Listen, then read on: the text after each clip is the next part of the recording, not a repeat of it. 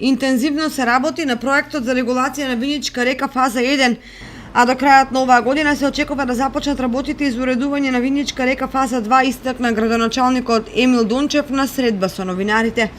Во тек е прва фаза од проектот регулација на речното корито на Виничка река. Изведувач на работите фирмата Коп Инженеринг од Скопје.